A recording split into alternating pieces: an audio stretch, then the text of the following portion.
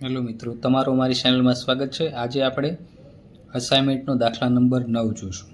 તો સમબાજુ ચતુષ્કોણના વિકર્ણોના માપ 16 સેમી અને 30 સેમી છે, તેની પરિમિતિ શોધો। તો સમબાજુ એટલે બધી બાજુના માપ કેવા હોય? સમાન। અને બે વિકર્ણ, પહેલો વિકર્ણ 16 સેમી, બીજો 30 સેમી। તો પહેલા આપણે સમબાજુ ચતુષ્કોણ દોરી દીધો। એક વિકર્ણ છે એ કેટલા સેમીનું છે? 30 સેમી। બીજો વિકર્ણ કેટલાનો છે? 16 સેમી। હવે આપણે આવું લખીશું, સમબાજુ ચતુષ્કોણ એબીસીડીના બે વિકર્ણો એસી, તો એ થી લઈને સી સુધી 16 સેમી, અને બીડી, બી થી લઈને ડી સુધી કેટલા સેમી છે? 30 સેમી। હવે સમબાજુ ચતુષ્કોણના વિકર્ણો પરસ્પર દુભાગે છે। ઓ એ બરાબર ઓ સી, તો આખા એસીનું માપ કેટલું આપ્યું હતું? એના અડધા ભાગ થાય બે, એસી ભાગ્યા 2 એટલે 16 ભાગ્યા 2 એટલે બરાબર કેટલા આવ્યા? 8।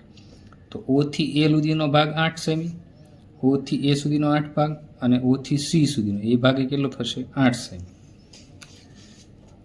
આ રીતે ઓ બી બરાબર બીડી, તો આ ઓ થી લઈને બી સુધી અને ઓ થી લઈને ડી સુધી એ બે ભાગ કેવા હશે? સરખા। એટલે 30 આપ્યા છે, તો આ ભાગ 15 અને આ ભાગ 15, આખો 30 નો છે તો અડધો ભાગ 15 નો। તો એના માટે આપણે આવું લખી શકીએ, ઓ બી બરાબર ઓ ડી, તો બીડીના છેદમાં 2, એટલે કે આખું જે બીડી માપ હતું એનો કેટલો ભાગ થશે? અડધો, એટલે બંનેના માપ કેટલા આવશે? 15 સેમી। હવે ત્રિકોણ એઓબીમાં ખૂણો ઓ બરાબર 90 છે। હવે ત્રિકોણ એઓબી, રેડી? ત્રિકોણ એઓબી આમાં કેવું? આ ખૂણો છે કેટલાનો બનશે? 90 અંશનો। કેટલો બનશે? 90 અંશ।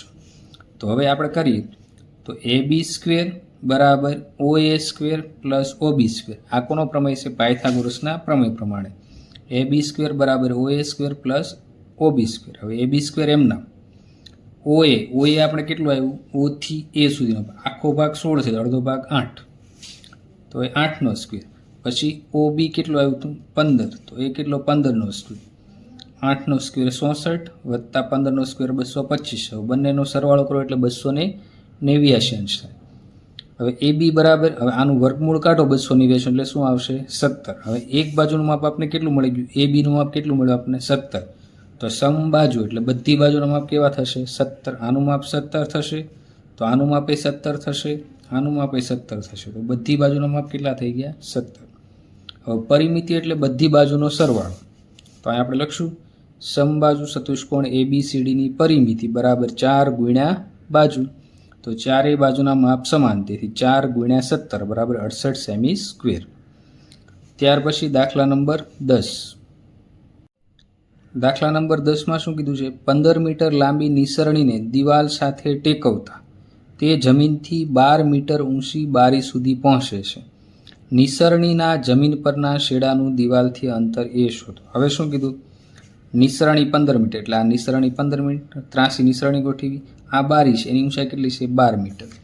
તો આ બારીથી ત્યાં નિસરણીનો જે શેડો છે, બારીથી નિસરણી છોડે એનું માપ આપણે ગોતવાનું। તો બી અને સી છે એ વિશેનું અંતર ગોતવાનું, એને આપણે એ નામ આપ્યું છે। હવે જો આ ત્રિકોણ બને છે, ત્રિકોણ એ બી સી, તો આ ખૂણો કેવો થશે? કાટખૂણો। હવે કર્ણનો વર્ગ બરાબર પહેલી બાજુનો વર્ગ વત્તા બીજી બાજુનો વર્ગ, પાયથાગોરસના પ્રમેય પ્રમાણે આપણે કરીશું। શું થશે? એસીનો સ્ક્વેર બરાબર AB square plus BC square. હવે એસી એટલે આ નિસરણીનો ભાગ જે 15 મીટર આપ્યો હતો, નિસરણીની ઊંચાઈ 15, એ બી એટલે કે બારીની ઊંચાઈ 12 વર્ગ વત્તા એનો વર્ગ। હવે 15નો વર્ગ બચ્યો 25, 12નો 144। હવે આ બેની બાદબાકી કરો એટલે એ બરાબર તમને એ સ્ક્વેર બરાબર 81 મળે, એનું વર્ગમૂળ કાઢો તો કેટલું મળ્યું? 9 મીટર। તો દિવાલથી જમીન પરના નિસરણીના છેડાનું અંતર કેટલું થયું? 9 મીટર થયું। દાખલા નંબર 11। ત્રિકોણ PQRમાં ખૂણો P કાટખૂણો છે। જો PQ બરાબર 10 સેમી અને PR બરાબર 24 સેમી હોય તો QR શોધો। તો પહેલાં ત્રિકોણ PQR દોરી, અને P આપણે કાટખૂણો કીધું એટલે P ક્યાં રાખવો પડે? આપણે અહીંયા રાખશું, આ કાટખૂણો। હવે શું કીધું? PQ 10 એટલે P થી Q સુધી 10 સેમી, અને PR P થી R સુધી 24 સેમી। હવે ત્રિકોણ PQRમાં ખૂણો P 90નો છે, તેથી QR આ કર્ણનો વર્ગ બરાબર એક બાજુનો વર્ગ વત્તા બીજી બાજુનો વર્ગ, તો QR સ્ક્વેર બરાબર PQ સ્ક્વેર પ્લસ PR। હવે PQ આપણે 10 સેમી ઉપર આપ્યું એટલે 10 લખ્યા, PR 24 આપ્યું, 10નો વર્ગ 100, 24નો વર્ગ 570, બંનેનો સરવાળો કરો એટલે 670 મળે, એનું વર્ગમૂળ કાઢશો એટલે તમને QR કેટલું મળશે? 26 સેમી। તો આ વિકર્ણ કેટલો મળ્યો આપણને? 26 સેમી। ત્યાર પછી ત્રિકોણના 12મો દાખલો. ત્રિકોણના 3 ખૂણા 1:2:1 ના પ્રમાણમાં છે. આ ત્રિકોણના બધા ખૂણો શોધો. આ ત્રિકોણને બે ભિન્ન રીતે ઓળખો. હવે જો 1:2:1 આપ્યું તો આપણે ધારી લીધા ત્રિકોણના ત્રણેય ખૂણાનો સરવાળો 180 થાય તો આપણને ખબર જ છે.